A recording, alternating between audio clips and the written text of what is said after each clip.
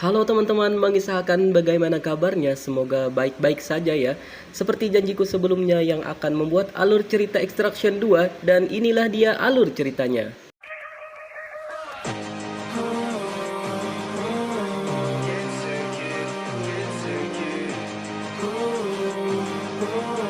Sebelum kita menonton Extraction 2, ada baiknya tonton dulu alur cerita pertamanya.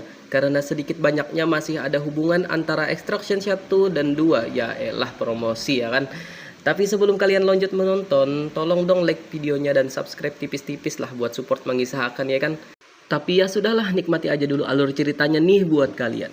Extraction 2 masih menceritakan perjalanan seorang Tyler Rake yang di film pertamanya kita tahu bahwa dia terluka parah dan terjatuh ke dalam sungai tanpa diketahui bagaimana nasibnya. Dan di sini Tyler Rake masih selamat dan ditemukan oleh rekan-rekannya. Rekan Rake membawanya ke rumah sakit dan ketika itu Rake menjalani koma yang cukup panjang akibat luka-lukanya yang parah. Lalu ketika Rake sadar, Nick rekannya menjenguk bersama Yas, yaitu adik dari Nick.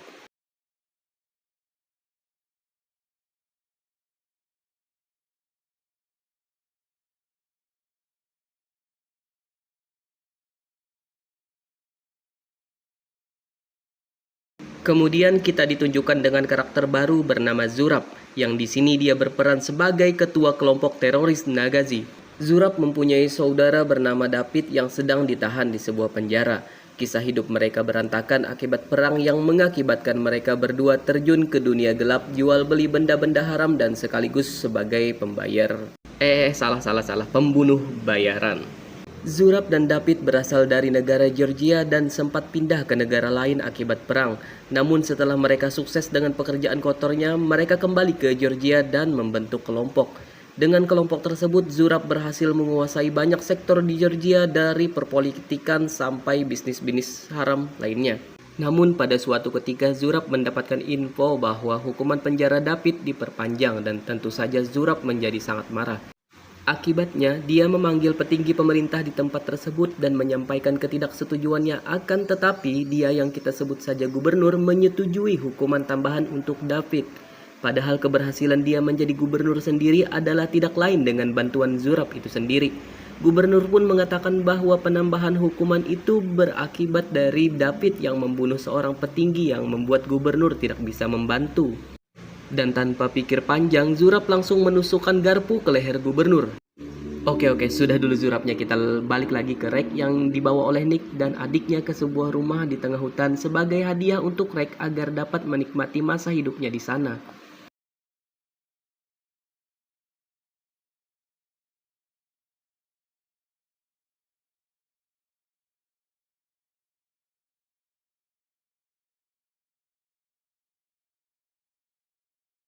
Sekarang kita kenalan lagi sama David yang sedang ditahan di dalam penjara, tapi ternyata keluarganya juga ditahan di sana. Mengapa bisa? Ya bisa aja, ini kan film. Bukan gitu maksudnya, agar David bisa mengawasi dan menjaga keluarganya dari musuh-musuhnya di luar sana. Lalu apakah istri dan anak-anak David senang? Ya tentu tidak dong, ngapain juga ya kan sampai dibawa-bawa ke penjara, emang di sana enak? Ada-ada saja. Balik lagi yuk ke Rek. Pada saat ini Rek didatangi seorang bernama Alcott yang memintanya untuk menjalankan sebuah misi, yang mana misi ini ternyata diberikan oleh Mia, mantan istri Rek, melalui Alcott. Dan misinya adalah penyelamatan lagi. Siapa yang diselamatkan? Dan yang diselamatkan adalah istri dan anak-anaknya David di dalam penjara. Mengapa bisa begitu? Kenapa mantan istri Rek yang minta? Ternyata istri David adalah saudara kandung atau adik dari Mia dan anak-anaknya adalah keponakan Mia, yang mana itu berarti mereka adalah ipar dan keponakan Rek juga. Di sini Alcott mengatakan bahwa misi ini sangat berbahaya sebab selain David di dalam penjara juga ada beberapa geng yang pasti akan menghalangi Rek di sana. Setuju dengan misi tersebut sebab ini menyangkut keluarganya, Rek langsung menghubungi Nick untuk memberikan bantuan sekaligus peralatan-peralatannya. Kita langsung masuk ke hari di mana Rek menjalankan misinya. Jadi ceritanya Rek dapat dengan mudah masuk ke dalam penjara. Ya kalian tahulah dengan cara sogok menyogok. Pada saat di dalam Rek mendapatkan petunjuk-petunjuk yang hanya dapat dilihat dengan menggunakan cahaya ultraviolet yang diberikan oleh sipir penjara.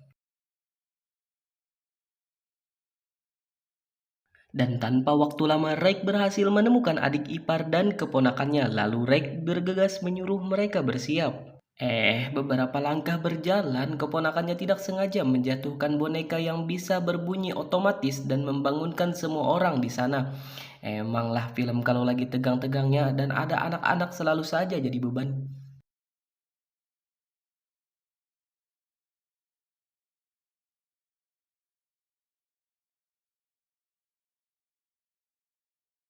Kekacauan demi kekacauan pun mulai terjadi setelah itu dan harus diketahui bahwa di sini David tewas setelah melawan Rex.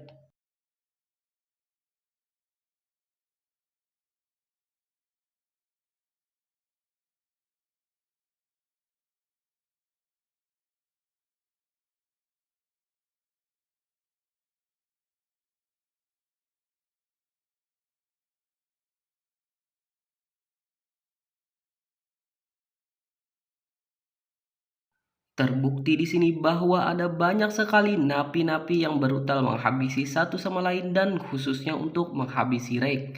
Tidak hanya napi, para sipir penjara juga menyerang Rex tanpa henti.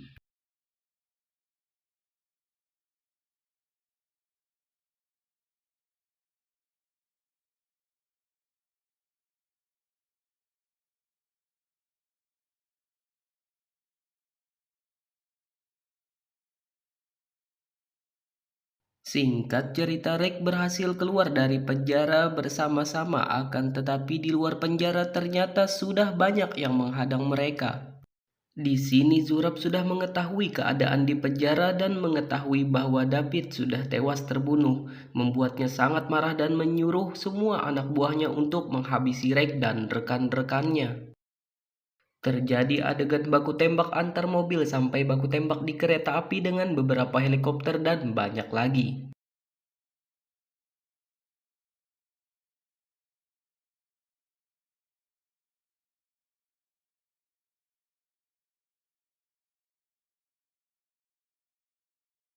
Selain itu, beberapa anak buah Zurab juga berhasil masuk ke dalam kereta api. Dan akibat pertempuran di kereta api tersebut membuat kereta mengalami kerusakan yang sampai membuatnya kecelakaan. Beruntung berkat arahan dari Rex dan rekan-rekannya, ipar dan keponakannya yang ada di dalam kereta berhasil selamat dari kecelakaan tersebut. Tetapi setelah itu keponakannya yang bernama Sandro meminta ibunya untuk menunggu ayahnya. Akan tetapi sebagaimana kita ketahui bahwa David sudah tewas, dan setelah mengetahui semua, Sandro sangat marah akibat penyelamatan tersebut ayahnya tewas. Lalu kita diperlihatkan kondisi Zurab yang sedang bersedih akibat kematian David, dan di sini kita mengetahui bahwa anak buah Zurab sangat loyal kepadanya yang mana mereka semua juga turut ikut bersedih. Zurab pun bertekad untuk membalaskan kematian David apapun dan siapapun yang akan dihadapi, dia tak gentar. Dalam perjalanan menggunakan pesawat, ternyata terjadi hal yang tidak terduga, yaitu Sandro menghubungi pamannya, yaitu Zurab, untuk memberitahu keadaan mereka sekarang. Sandro dapat menghubungi Zurab dengan mengambil ponsel milik Iyas. Di dalam telepon, Zurab mengatakan bahwa kematian ayahnya Sandro adalah gara-gara ibunya sendiri. Hal itu pun membuat Sandro marah. Dan setelah mengetahui kemana sasarannya akan pergi, Zurab dan anak buahnya langsung menuju ke sana. Sesampainya ke markas mereka, Rex dan yang lainnya langsung menyiapkan beberapa dokumen untuk menyelamatkan keluarganya Rex agar menjauh dari semua masalah di kota tersebut. Kemudian Sandro bertanya kepada Rex tentang alasan mengapa dia membunuh ayahnya. Lalu Rex menjawab bahwasanya ayahnya lah yang menyerangnya dan ingin membunuh Rex dan ibunya sendiri. Dan Rex juga mengatakan agar Sandro sadar bahwa apa yang dilakukan ayahnya selama ini tidak baik untuknya. Akan tetapi Sandro tidak peduli dengan itu semua dan menimpali perkataan Rex dengan marah-marah. Setelah itu, Rek kembali menemui Sandro dan mengatakan tentang pengalaman hidupnya sekaligus memberi pesan kepada Sandro agar dia selalu menjaga ibu dan saudari perempuannya dalam keadaan apapun. Mendengar hal tersebut, kemudian Sandro sadar akan semua kesalahannya dan mengatakan kepada Rek bahwa dia sudah memberitahu lokasi mereka kepada Zurab pamannya. Akan tetapi semua sudah terlambat. Zurab dan pasukannya sudah sampai pada lokasi mereka dan terjadilah serangan oleh pasukan Zurab ke markas tersebut sehingga membuat beberapa orang harus tewas, dan ketika akan melarikan diri menggunakan mobil, tiba-tiba Sandro keluar dan berlari untuk menemui Zurab dan dikejar oleh Yas.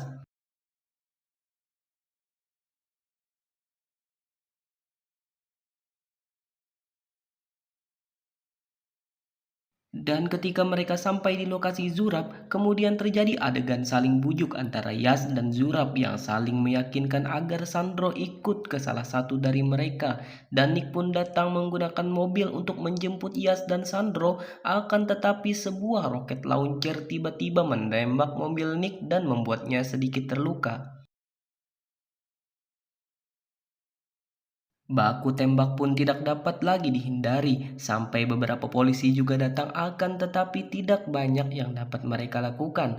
Kemudian Rek yang menyadari bahwa mereka tidak dapat lagi lari dari sana, lalu mengajak rekan-rekannya untuk kembali ke dalam gedung markas.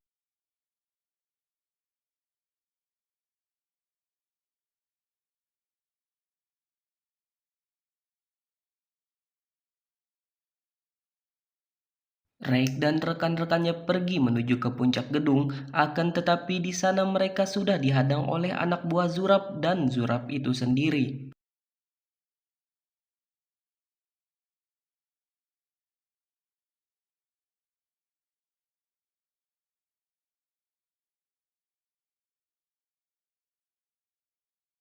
Ketika sudah terdesak dan akan terjatuh dari gedung tersebut, Nick dan Rex hampir saja kehilangan nyawa akibat Zurab. Akan tetapi beruntung Nick sempat menghalangi dan membuat Zurab hampir saja terjatuh. Terjadi perkelahian antara Nick dengan anak buah Zurab serta Rex dengan Zurab. Beruntung keduanya selamat. Tetapi sesaat akan pergi menggunakan helikopter, Yas tertembak beberapa kali hingga membuatnya tewas. Zurab yang gagal membunuh Rek hanya dapat membawa Sandro bersamanya.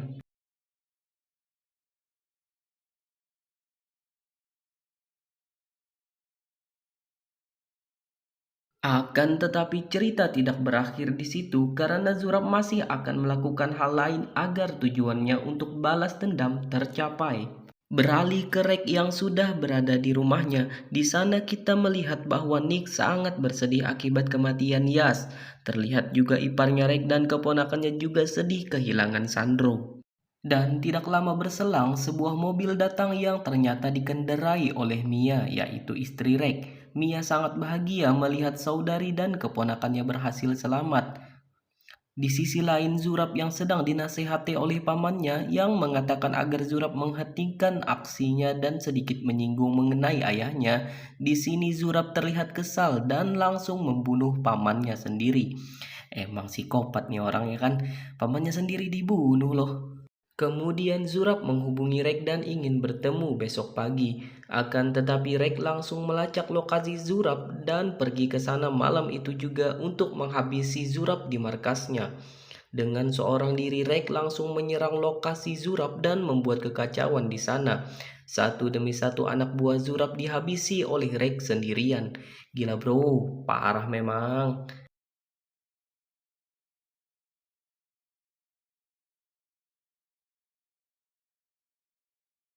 Akhirnya Rek berhasil menemukan lokasi Zurab dan Sandro. Akan tetapi Zurab memasang bom di tubuh Sandro agar Rek tidak bisa macam-macam. Zurab kemudian menyuruh Sandro untuk mengambil senjata Rek dan menembaknya. Tetapi Sandro tidak kuasa menembak Rek dan membuat Zurab sedikit kecewa. Zurab mengambil alih untuk menembak Rek dan beruntung sekali lagi Nick datang dan berhasil menggagalkan Zurab. Akan tetapi Zurab langsung menyandra Sandro agar Nick tidak dapat menembaknya. Walau demikian Sandro dapat menggigit tangan Zurab dan berhasil lepas darinya sehingga setelahnya terjadi perkelahian dan adegan baku tembak antara Zurab melawan Nick dan Rek. Dan pada akhirnya Rek dapat mengalahkan Zurab dan sekaligus membunuhnya. Akan tetapi Nick yang sempat terluka akibat serangan Zurab harus tertangkap oleh kepolisian. Selain itu Rek juga sama tertangkap oleh polisi dan dimasukkan ke dalam penjara. Tetapi di ending cerita Mia datang dan mengatakan kepada Rek bahwa ada tawaran dari Alcott untuk menjalankan misi dengan tebusan Rek akan dibebaskan dari penjara. Dan tentu saja Rek menerima tawaran tersebut dan meminta agar Nick juga ikut bersamanya. Tamat. Melihat ending dari ceritanya ya seperti film ini masih akan berlanjut, akan tetapi belum ada kepastian tentang kapan film The Extraction 3 akan digarap. The Extraction maksudnya. Dan kita tunggu saja teman-teman, dan terima kasih sudah menonton. Semoga terhibur dan seperti biasa berikan aku support dengan like, komen, dan subscribe. Bye bye.